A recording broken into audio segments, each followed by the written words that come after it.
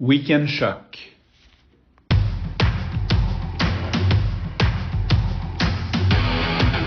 Il aime le code. Il faut que la communication soit codée, mais de façon claire et transparente. La rigidité, c'est pas pour lui. Mon nom est Francis Parent-Valquette et vous écoutez le Sandro Show. Mais le plus important, c'est qu'il est bélier. Avant de commencer, j'ai vu le chiffre de l'épisode qui est 999 et je pense que je l'ai déjà dit avant, quand j'enregistrais, je faisais le montage sur l'ordinateur, je classais tous mes fichiers, mes épisodes en nommant mes répertoires, le numéro de l'épisode à 3 chiffres, un underscore puis le nom de l'épisode. Et quand c'était un épisode, mettons, que je faisais avec un invité puis je savais pas trop quand j'allais le diffuser, comme je le savais pas, je mettais 999 puis supposons des épisodes peut-être que j'ai pas diffusé ou des trucs comme ça. Donc, j'ai dans le répertoire, j'ai quelques 999 underscore avec un nom. Tout ça pour dire, aujourd'hui, c'est le vrai, donc faut pas que je me mélange. Tu veux pas que je vais mettre un autre épisode qui a pas rapport. C'est pas vrai, maintenant que j'ai fait one take sur mon téléphone, je les enregistre plus dans les fichiers. C'est juste un artefact du passé qui me fait penser à ça.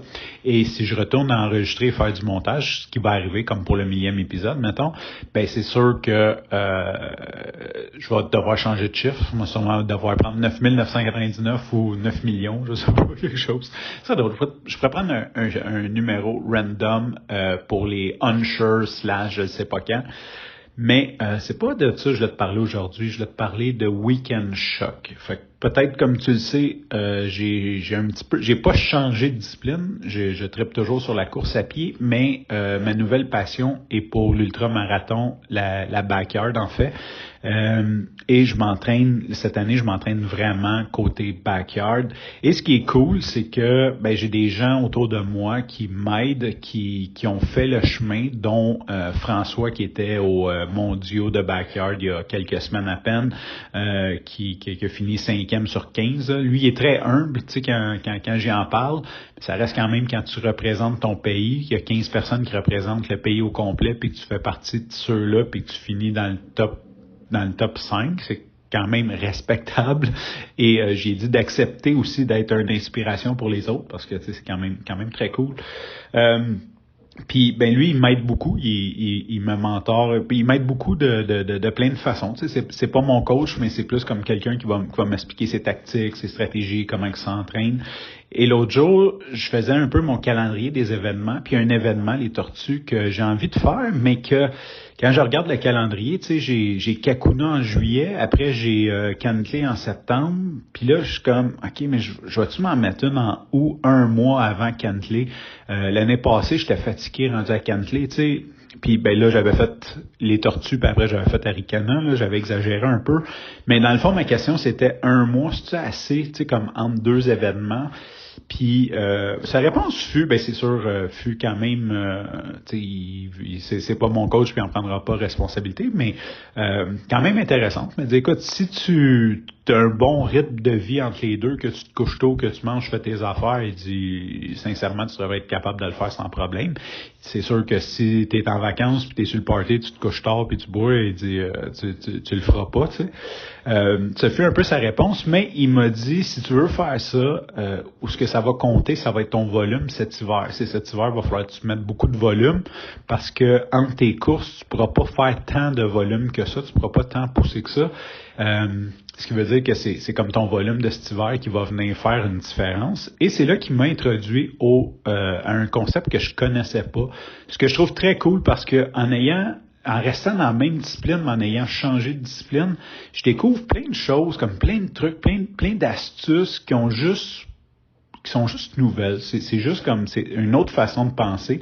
Puis j'adore ça parce que c'est sûr, tu sais, comme ça fait 10 ans, j'ai fait 10 ans d'entraînement de course, mais c'est genre, on se repose, on part frais dispo, on cherche un équilibre de vie comme ça. Et là, t'arrives à t'entraîner, puis là, c'est le Weekend Shock, je vais arriver à ça. Dans le fond, il m'a dit, tu vas mettre 100 km sur tes jambes pendant ton week-end. Donc, vendredi, samedi, dimanche, tu fais 30 km par jour ou 35, 30 ou peu importe, là, 40, 20, whatever. Fait que tu mets 100 km sur 3 jours, puis une des idées, des astuces où ce que tu viens travailler avec ça, c'est de t'habituer à courir avec un corps fatigué. Tu sais, puis là, c'est hot parce que tu dis, OK, c'est pas assez de s'entraîner. Il faut s'entraîner à être fatigué parce que c'est sûr que si tu t'entraînes toujours frais dispo, puis que là, tu vas faire, je sais pas, tu fais, même si tu fais de la longue distance, tu fais un 40 km, mais tu as bien dormi, tu as bien mangé, tu te lèves, tu vas faire 40 km, puis tu prends 2 jours de break, ben, t'as jamais la sensation, t'es pas entraîné pour la sensation quand ça va faire 10, 12, 15 heures que tu fais de la backyard ou peu importe le nombre, là je dis ça, mais je veux dire comme toutes les heures subséquentes, que tu vas être fatigué, que ton corps va être fatigué, tu vas avoir mal aux jambes, ton cerveau va être fatigué. Fait que c'est vraiment cool parce que je commence à introduire, tu sais, c'est pas assez de s'entraîner, maintenant il faut que je m'entraîne fatigué. Et il y a plein d'astuces parce que tu peux pas aller t'entraîner 40 heures, là, tu sais, on s'entend. Même 12 heures, 20 heures, tu sais, c'est difficile dans la vie, tu peux pas, en tout cas, c'est quand même difficile et c'est très taxant aussi. Fait que comment tu fais pour arriver à t'entraîner, parce que c'est là que tu vas faire des gains, c'est quand tu es fatigué que tu vas faire plus d'heures. Comment tu fais pour faire des gains comme ça? Puis là, il y a plein de stratégies comme justement le week-end shock, que tu vas courir tes 3 jours sur des jambes fatiguées. Mais il y a aussi, mettons, tu fais ta journée de travail, tu te lèves tôt, tu fais ta journée de travail, puis là, tu pars faire un 12 heures de nuit. Fait que comme ça, c'est comme, même si c'est pas de la fatigue physique, ton cerveau est fatigué, donc va avoir envie de se reposer, va te dire d'arrêter, puis toi, tu continues. Fait que tu réussis à, je dis 12, ça peut être 6, 8, là, tu sais, peu importe, mais tu vas t'entraîner de nuit fatigué. Tu sais, fait que là, je suis comme en train de réapprendre plein de choses que, dans le fond, c'est comme un peu le contraire de ce que je faisais avant, d'essayer d'arriver frais et dispo pour être prêt. Là, maintenant, je rajoute le côté fatigue. Fait que c'est en fin de semaine, premier week-end choc. Je n'ai pas atteint mon objectif de 100 km. J'ai une bonne excuse, je vais dire ça comme ça. Samedi, j'ai dû m'occuper d'une urgence familiale. Le bloc que j'avais, je voulais faire un 25 samedi matin. Et finalement, j'ai dû m'occuper de ma fille. Mais sinon, j'ai quand même réussi à cloquer 80 km sur 3 jours, donc un 10 le matin, vendredi matin, un 30 le vendredi soir, puis un 40 hier, dans des conditions qui étaient assez difficiles. Et là, c'est cool parce que je trouve ça cool, les conditions difficiles, parce que je me dis, OK, ça m'entraîne encore mieux, encore plus. Donc, beaucoup de glace sur la montagne. Le chemin était glacé, là, c'était vraiment de la glace. La première fois, j'y ai pas pensé, je suis parti sans spike. Fait que c'est quand même très technique de ne pas tomber. Ce qui est bon. Vendredi soir, je me suis levé tôt, j'ai couru, j'ai une certaine fatigue physique, je passe ma journée à travailler, j'ai une fatigue mentale, et là, je dois me concentrer à rester debout sur de la glace pendant une dizaine de kilomètres. Sur les 30, là, j'ai fait j'ai fait plus que ça parce que j'ai fait en haut, fait que j'ai fait comme 18 kilomètres, 14, 16 kilomètres, 16 kilomètres de glace fatigué. Puis, fait que c'est ça.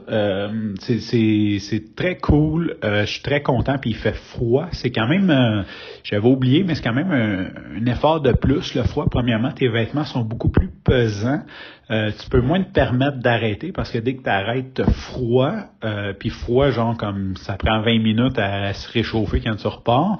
J'ai eu de ça, j'en ai parlé dans un autre podcast, mais se geler les testicules, c'est pas super cool. Là. Maintenant, j'ai compris, je prends les bons vêtements au lieu de prendre les vêtements que j'ai envie de mettre plus confortables.